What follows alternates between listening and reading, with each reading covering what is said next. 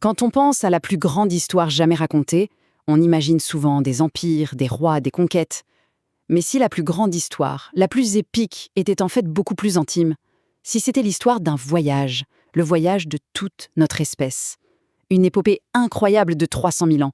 Et le plus fou, c'est que chaque chapitre est écrit, en nous, dans notre propre ADN. Alors, c'est quoi cette histoire? Eh bien, c'est tout simplement le récit de la plus incroyable des migrations. Une odyssée à l'échelle planétaire, celle de nos ancêtres. Et aujourd'hui, grâce à la science, on peut enfin la retracer. Alors c'est parti, embarquons ensemble pour ce voyage dans le temps. Alors, notre histoire, elle ne commence pas là où on l'a longtemps cru. Oubliez l'idée d'un petit berceau unique, un point précis sur la carte. Non, non, la réalité est bien plus vaste. Notre histoire, elle prend racine à l'échelle d'un continent tout entier. C'est sur les terres immenses de l'Afrique que notre espèce, Homo sapiens, a fait ses tout premiers pas. Et pour bien comprendre ça, cette origine continentale, il faut regarder deux découvertes vraiment fondamentales. La première, elle a été faite à Djebel Irhoud, au Maroc. Et la deuxième? À des milliers et des milliers de kilomètres de là, à Florisbad, en Afrique du Sud. Ce qu'il faut voir, c'est que ces fossiles sont parmi les plus anciens de notre espèce, jamais trouvés. Et ça nous prouve une chose essentielle. L'humanité moderne n'est pas née dans un seul coin, mais elle a émergé un peu partout, presque en même temps, aux quatre coins du continent africain. Et ça nous amène à une idée qui a tout changé, l'émergence panafricaine. Pour se le représenter, c'est simple. Il ne faut pas imaginer nos origines comme un arbre avec un seul tronc bien droit. Non. Imaginez plutôt un immense réseau de ruisseaux, des cours d'eau qui s'entrecroisent, qui se mélangent et qui finissent par former un grand fleuve. L'humanité moderne, c'est ça. C'est le produit de toutes ces populations interconnectées qui échangeaient des gènes, des cultures, à travers toute l'Afrique. Bon, l'Afrique, c'était donc le premier chapitre. Mais ce n'était que le début. Le chapitre suivant, c'est celui d'un départ, une grande, une immense expansion qui va mener nos ancêtres jusqu'aux confins du monde. Et c'est là que ça devient fascinant, parce que la science moderne nous donne des outils absolument incroyables pour suivre leurs traces, presque à la manière d'un détective. Et cet outil, ce fameux outil des généticiens, ça s'appelle les haplogroupes. Alors qu'est-ce que c'est ? C'est un peu comme des marqueurs ou des surnoms génétiques, si on veut, qui se transmettent de génération en génération sans presque jamais changer. Et en suivant ces marqueurs dans l'ADN, qu'ils soient transmis par la lignée paternelle ou maternelle, on peut littéralement dessiner la carte des migrations de nos ancêtres. On les suit pas à travers les âges. Et ce que cette génétique nous révèle est assez surprenant. Il n'y a pas eu une seule sortie d'Afrique. En fait, des groupes de pionniers ont tenté l'aventure bien avant, il y a plus de 100 000 ans.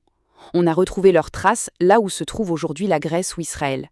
Le truc, c'est que ces premières tentatives ont échoué, ces groupes se sont éteints. En réalité, toute l'histoire des populations non africaines d'aujourd'hui, elle découle d'une seule et unique migration. Une vague bien plus tardive qui, cette fois, a réussi. Alors, par où sont-ils passés ? Eh bien, plutôt que de se lancer à l'aveugle dans des déserts arides, ces pionniers ont été malins. Ils ont suivi les côtes. Logique, c'était une source constante de nourriture. Ils sont donc partis d'Afrique de l'Est, ont longé la péninsule arabique, puis les rivages de l'Asie. C'était une progression lente, vague après vague, génération après génération.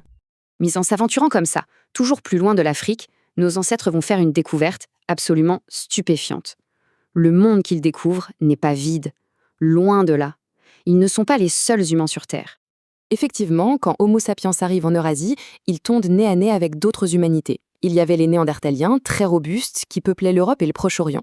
Et puis, encore plus à l'est, en Asie, vivaient les Dénisoviens, dont on sait encore peu de choses. Imaginez un peu, ces cousins lointains, ils étaient là depuis des centaines de milliers d'années avant notre arrivée. Alors, la grande question, c'est que s'est-il passé quand ils se sont rencontrés ? Eh bien, il n'y a pas eu que des conflits. Il y a eu des échanges et même des métissages.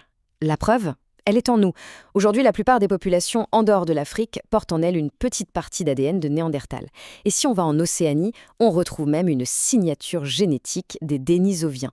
Ça veut dire que notre histoire, ce n'est pas juste celle d'un remplacement, c'est aussi l'histoire d'une grande famille recomposée.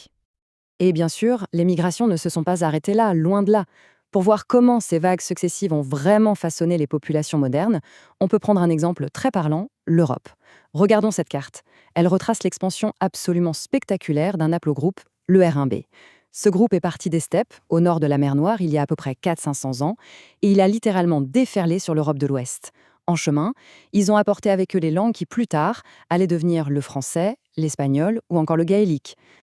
Et cette histoire, on la lit encore parfaitement sur la carte génétique d'aujourd'hui. Regardez, la carte de gauche nous montre que cet haplogroupe, le R1b, est ultra dominant à l'ouest.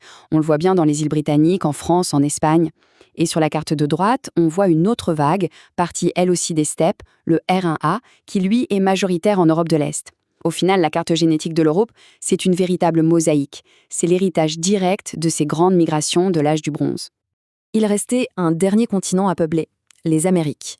Et là, on parle d'un exploit, d'une endurance absolument incroyable. Il faut s'imaginer, pendant la dernière période glaciaire, le niveau de la mer était bien plus bas. Des groupes de chasseurs-cueilleurs venus d'Asie en ont profité pour traverser à pied sur le pont de terre qui reliait la Sibérie à l'Alaska. En faisant ça, ils mettaient le pied dans un monde entièrement nouveau pour l'humanité. Ok, après ce périple immense à travers le temps et l'espace, revenons un peu à nous, à aujourd'hui. Qu'est-ce que tout ça signifie, au fond? Comment est-ce que cette histoire, vieille de centaines de milliers d'années, résonne encore en chacun de nous? Cette image, je sais, elle peut paraître un peu complexe au premier abord, mais c'est peut-être la meilleure illustration de toute notre histoire. C'est l'arbre généalogique de l'humanité, celui qui est basé sur l'ADN transmis par les pères. Chaque petite branche que l'on voit, c'est un chemin, une migration, c'est un chapitre de l'aventure humaine. On voit une diversité incroyable, n'est-ce pas?